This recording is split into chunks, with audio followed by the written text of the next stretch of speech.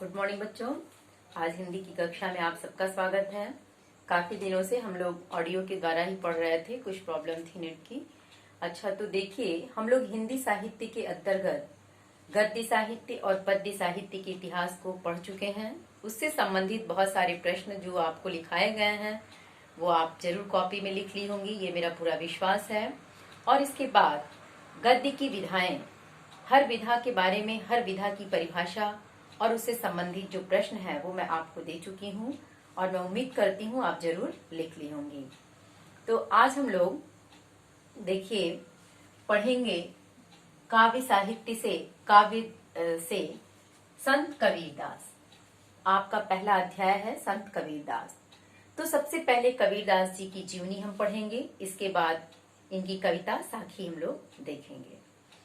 तो बच्चों देखिए, कबीरदास जैसा कि संत नाम से ही जाना जाता है इनको, और इसके पहले जब साहित्य का इतिहास आप पढ़ी थी उसमें आपको भक्ति काल की दो शाखाएं बताई गईं, एक निर्गुण दूसरी सगुण। और निर्गुण की भी दो उप शाखाएं थी, एक ज्ञानाश्रयी शाखा दूसरी प्रेमाश्रयी शाखा। तो उस भक्ति काल में निर्गुण शाखा के, ज्ञानाश्रयी शाखा के सर्वश्रेष्ठ संत कवि के रूप में संत कबीरदास का नाम माना जाता है। और इनके जन्म के संबंध में भी बहुत सारी किंवदंतियां व्याप्त हैं। कोई जन्म समय, जन्म स्थान आदि को लेकर विद्वानों में काफी मतभेद पाया जाता है और बहुत सारी अलग अलग किंवदंतियां विद्वानों ने अपनी अपनी प्रस्तुत की है। लेकिन जो मान्य है, जैसे आचार्य रामचंद्र शुक्ल ने, हजारी प्रसाद द्विवेदी आदि ने जो इनके जन्म के संबंध को स्वीकार किया, लगभग सन 1398 ईस्वी में इनका जन्म स्वीकार किया गया और इनकी मृत्यु सन 1518 ईस्वी में स्वीकार की गई। जो मैं आपके सामने लिखी हूँ, अगर आप लिखती हैं संवत तो यहाँ संवत डालिएगा, मैंने यहाँ सन लिखा है, ध्यान दीजिएगा।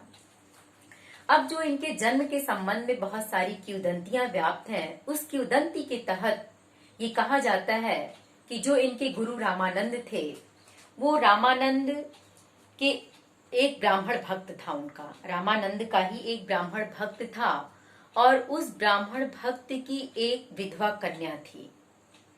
ध्यान दीजिएगा, रामानंद कौन थे? कबीर के गुरु थे और रामानंद का ही एक ब्राह्मण भक्त था और उस ब्राह्मण की एक विधवा कन्या थी। और उसी विधवा कन्या को ऋषि ने एक बार भूलवश, यही स्वामी रामानंद ने ही भूलवश उसे पुत्रवती होने का आशीर्वाद दे दिया। उसी के फलस्वरूप उस विधवा ब्राह्मणी से ये कबीर का जन्म हुआ। लोक लाज के कारण उस विधवा ब्राह्मणी ने इस बालक को जन्म लेते ही लहरतारा नामक नदी के किनारे छोड़ दिया, क्योंकि ये समाज स्वीकार नहीं करता उन्हें और समाज का डर, समाज का लोक लाज, इस भय से भयभीत होकर उन्होंने उस नवजात शिशु को ले जाकर लहरतारा नामक नदी के किनारे छोड़ दिया।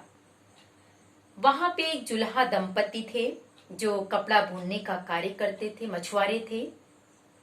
उन्होंने उस नदी के किनारे जब इस नवजात शिशु को पाया तो उनके पास अपनी कोई संतान नहीं थी। वो उन्हें उठा लाए और बड़े प्यार से उनका पालन पोषण किया।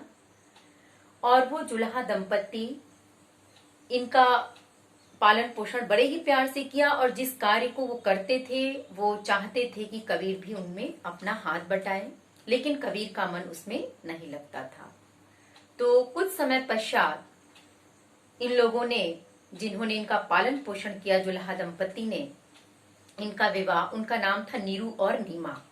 जो जुल्हा दंपति थे उनका नाम था नीरू और नीमा। नीरू पति था, नीमा उनकी पत्नी थी।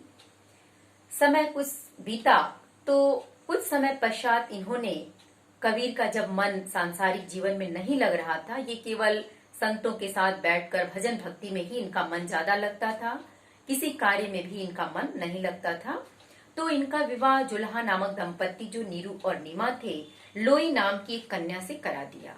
उसका नाम क्या था? लोई। लेकिन उस सांसारिक जीवन में इनका बहुत मन नहीं लगता था। फिर भी कुछ समय तक ये अपने सांसारिक पारिवारिक जीवन को व्यतीत किए और उसी से इन्हें एक पुत्र और एक पुत्री जिसका नाम कमाल और कमाली था। एक पुत्र और पुत्री उत्पन्न हुए जिनका नाम कमाल और कमाली था।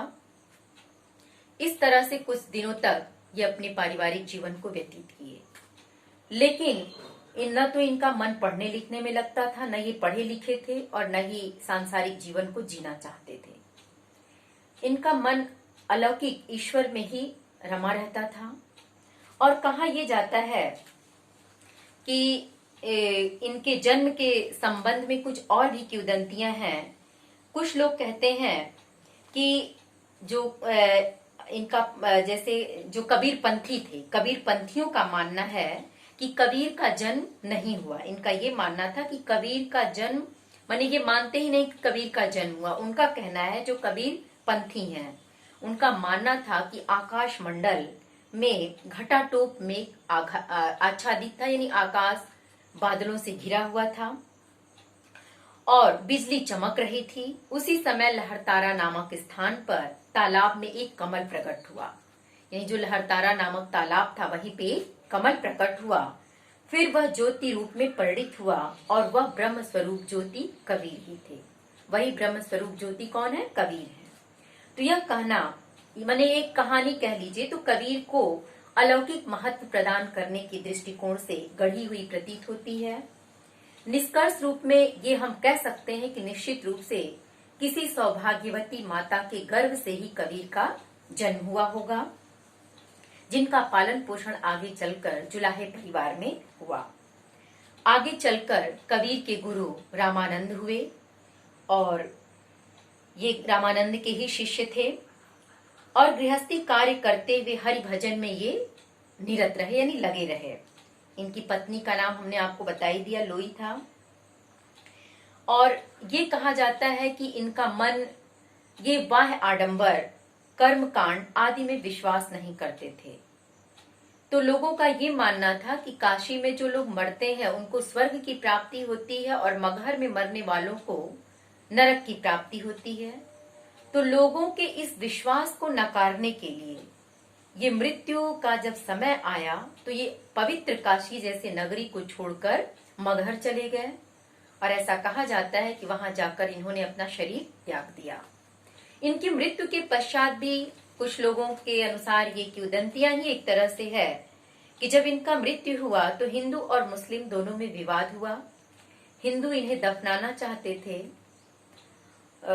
मुस्लिम इन्हें दफनाना चाहते थे और हिंदू इन्हें प्रवाहित करना चाहते थे।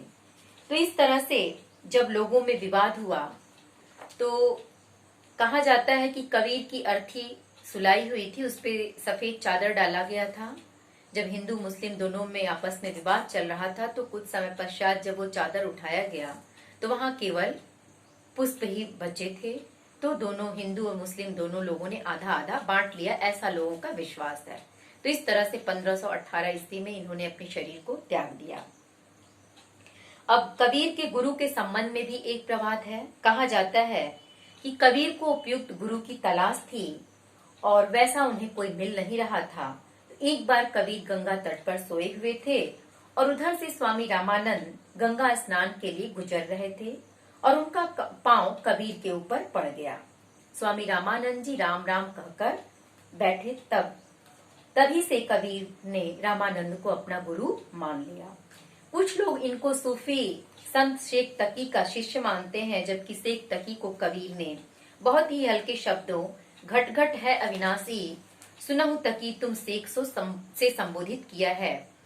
यह कथन कबीर जैसे गुरु भक्त से अपने गुरु के लिए प्रत्याशित नहीं है, अतः रामानंद ही गुरु के रूप में कबीर के सिद्ध होते हैं। कबीर की मृत्यु के संबंध में भी काफी विवाद है। कुछ लोग संवत 1559 मानते हैं, कुछ लोग 1569 मानते हैं। तो खैर जो मान्यता है, जो मैकालिफ के अनुसार 1518 स्वीकार किया गया है, जो मैंने यहाँ आपको स्पष्टता लिख दिया है। अब देखिए, कबीर के संबंध में ये कहा जाता है कि मसी कागज छियो नहीं, कलम गयो नहीं हाथ। कबीर अपने हाथ से कभी कलम और स्याही को छुए नहीं थे, लेकिन कबीर ग्रंथावली जैसे ग्रंथ की रचना इन्होंने कर डाली। कहा यह जाता है कि ये साधु संतों की संगत में रहते थे और उन्हीं के प्रभाव से इनके मुख से जो चीजें निकल जाती थीं, इनके सानिध्य में रहने वाले उसे लिपिबद्ध कर लिया करते थे। तो इस तरह से उन्होंने उनकी रचनाओं का एक तरह से संग्रह कहा जाए तो बीजक में माना जाता है। बीजक इनके रचनाओं का संग्रह है जिसमें साखी है। तो साखी में कबीर की शिक्षा एवं सिद्धांतों का निरूपण किया गया है। इसमें दोहा छंद का प्रयोग है। साखी में क्या है? कबीर की शिक्षा एवं सिद्धांतों का निरूपण और दोहा छंद का प्रयोग। दूसरा है इनका सबद, इसमें गेय पद संग्रहित हैं। जितने भी इनके सबद हैं वो गेय पद में लिखे गए हैं। इसमें अलौकिक प्रेम और उनकी साधना पद्धति है। तीसरा रमैनी, इसमें कबीर के रहस्यवादी और दार्शनिक विचार व्यक्त हुए हैं। इसकी रचना चौपाई छंद में हुई है।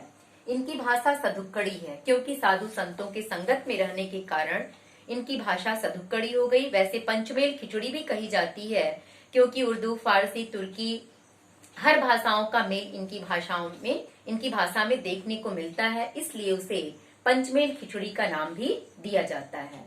और अनायास ही अलंकारों का, उपमा, रूपक, उत्प्रेक्षा सभी अलंकारों का समावेश भी इनकी रचनाओं में देखने को मिलता है। और ये हिंदू मुसलमान दोनों के रूढ़िगत विश्वासों और धार्मिक कुरीतियों के कट्टर विरोधी थे। ये समाज में व्याप्त जो अंधविश्वास था, जो कुरीतियां थी, उनका काफी विरोध करते थे। इसीलिए उन्होंने माने दबी आवाज में उनका वो विरोध नहीं करते थे, खुलकर उसका विरोध करते थे। और खुली आवाज में विरोध करते हुए उन्होंने कहा, काकर पाथर जोरी के मस्जिद लियो बनाए, ताचड़ मुल्ला बाग दे क्या भरा हुआ खुदा है।